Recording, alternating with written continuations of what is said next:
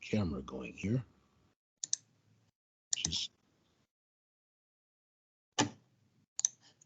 Just a moment. Okay.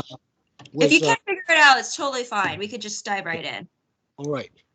I wrote this book, Ephus and the Praying Bushel. It is a novella which deals with the early time of the formation of the Christian church from a first-person standpoint.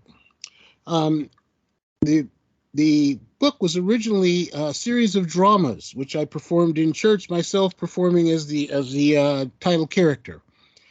Over a period of time, I developed these into scripts, and on a recommendation, I began to write them into a manuscript. I believe that the Ephus and the Praying Bushel novella lends itself to production. It's always been a theatrical book. It lends itself to movie or television format very well, particularly for a series, television series. Ephus goes through a series of adventures in the book, which he is narrating first person. Amongst them, he talks about his acquisition of his friend, his dog, Yellow Dog, who is a Canaan dog. He talks about how he learned about the first Christmas. He talks about the Roman occupation of Israel, of Palestine. He deals, of course, with the events around the crucifixion itself, and various other historical and cultural points about ancient Near East and the ancient kingdom of Palestine and the kingdom of Judea. So when I wrote this, it had already come from a dramatic format, dramatic presentation, and looking at the development of it, I can see how writers can develop each of these adventures into a separate episode. I can see how the scenes can be developed, the characters can be developed there are a lot of vivid characters, along with Ephus, who is a merchant and a vine grower and tender, and also a baker of bread. And his good friend and neighbor, Halakha Bar Solomon, who's a very, very righteous man who adheres to Torah and is a good example of what people are attempting to adhere to in the ancient Near East, in Palestine. But he sometimes has a difficulty following his friend Ephus's adventures and his difficulties that he has. He always gives some scriptural and grounded advice when he talks. Of course, there's the character of the dog. There are the other friends and family members, people around the area that he runs into, who are all put in a historical milieu and brought in at various times, including historical figures such as Pontius Pilate. Various things are illuminated about the time of the crucifixion. Various historical points are brought out. And I've always seen this as something that could be on the screen, merely because of the episodic nature of the adventures. The humor, which is throughout the project, is one of the unifying themes. Ephus is a funny guy, and he has a way of portraying things in a way which make people crack up. So the humor in portraying this type of a story is a little bit more unique than other projects that I've seen. It really is a humorous book. And it also has, it resonates with children. It resonates with the Christian audience broadly. It resonates with African Americans because Ephus is a Cushite. And so it kind of gives it a cultural tie to the ancient Near East.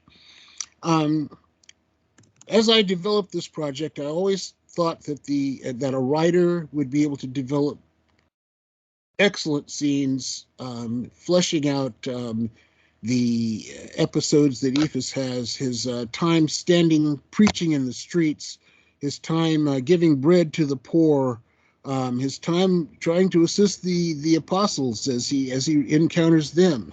His initial encounter with Jesus, where he finds that he has a hard time keeping up with him because Jesus has long legs compared to Ephus. Yeah. And I have been very excited with the way this is developed. I believe that this is be a project that would be very interesting and exciting to an audience on television.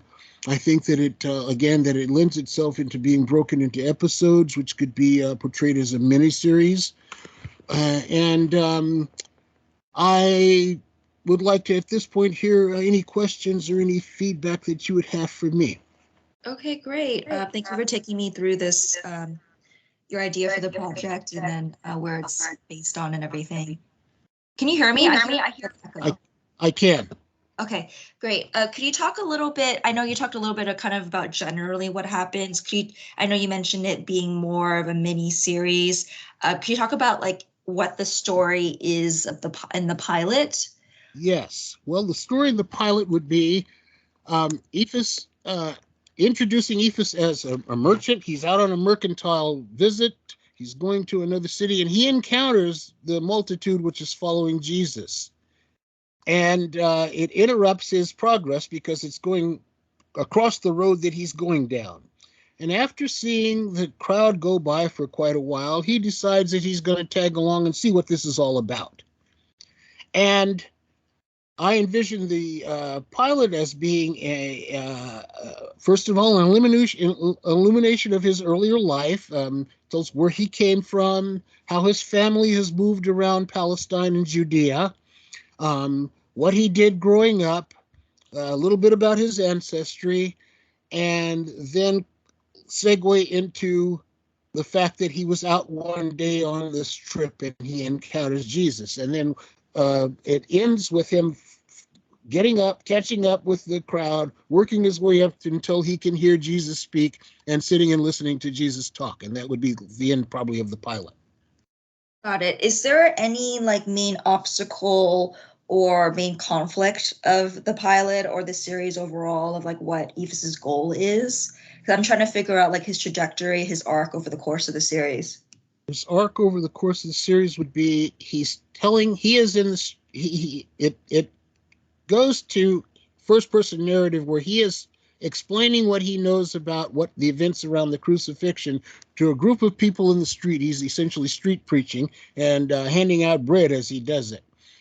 And during this time, he goes from, first of all, probably the second episode would be about his dog, because that's a constant companion during the entire thing. And it would his dog starts out as his mortal enemy because the dog steals bread from him every day. So he's watching for that dog to come every day, and so there are a series of humorous episodes where he attempts to catch the dog or drive the dog away or outsmart the dog, and he always ends up being outsmarted by Yellow Dog.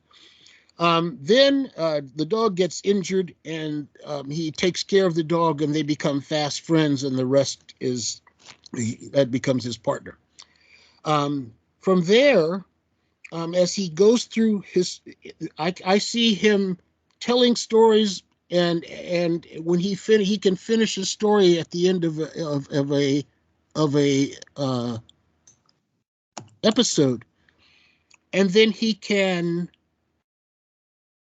begin the segue into the next episode at the end of that one. Mm-hmm. Following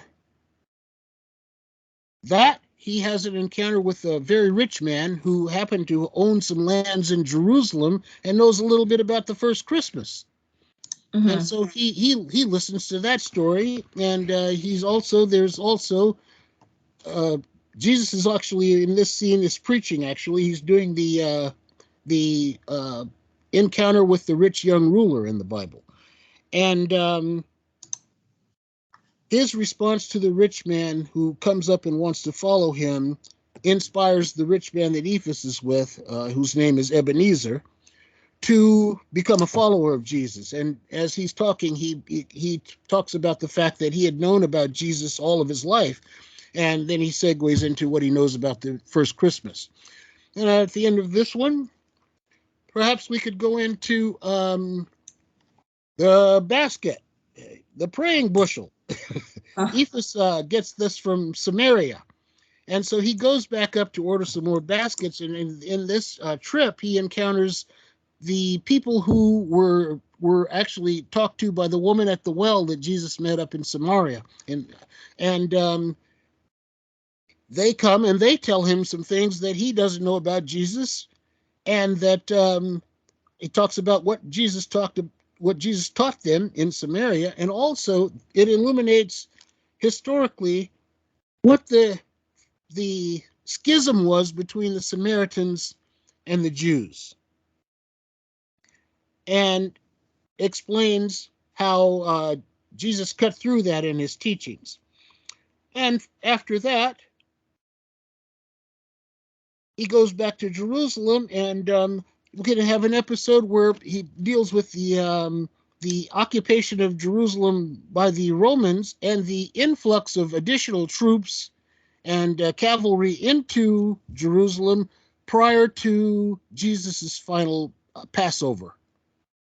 And his reaction is very emotional, because one of the Romans, who's not a very nice person, takes up a stance right next to where Ephus is giving out bread and teaching this morning, and Ephus is not a fan of the Romans, and so it deals with his fear and his overcoming that, and he begins to dialogue actually with this Roman soldier and begins to tell him a little bit of what he knows about Jesus. So the Roman has heard about Jesus, and he clarifies some of the things, some of the myths that he is understanding. And although the Roman is not accepting as in verbally, as he leaves and goes away, he stops and looks back and takes a long look at Ephus and thinks about this preacher that Ephus is talking about, this Jesus of Nazareth, who they'd been warned had been a rabble rouser. Yeah. And in my second book, this character, the Roman, comes back and becomes a follower, becomes one of the Roman converts, but that's another story. Okay, well, thank you for telling me all these details about your book. I think we're at time here, but I really appreciate you going over your book and your vision for the series. Okay. All right, it was great to meet you. I'm sorry, we're at time, so I'm running a little bit behind, so I have to on to the next pitch. Thank you very much for your time. Of course. All right, great to meet you. All right, thanks, Robert. Bye. Thank you.